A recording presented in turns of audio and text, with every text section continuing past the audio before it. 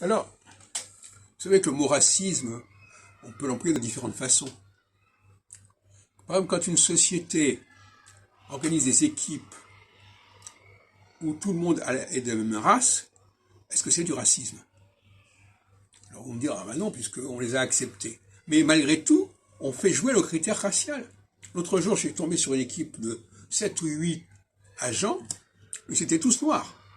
Agents, je ne parle pas d'agents de police, agents de propreté ou de n'importe quoi.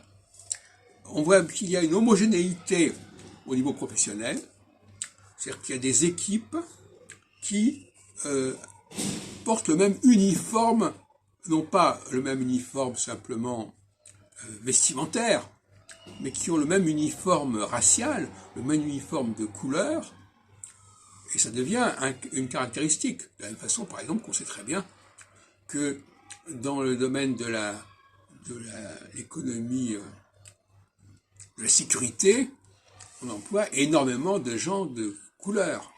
Bon. Et même qu'à la limite, on refuserait quelqu'un qui ne serait pas de couleur. Parce qu'il ne se retrouverait pas dans un environnement qui lui correspond. Il ne collerait pas avec cet environnement. Quelle que soit sa maîtrise de la langue, quelle que soit sa maîtrise, etc. On n'est pas dans le domaine, par exemple, de la sécurité, il n'y a pas tellement à parler. Il faut être là, il faut être présent, il faut réagir, il faut demander aux gens d'ouvrir leur sac, etc. Ça ne demande pas de connaissances extraordinaires.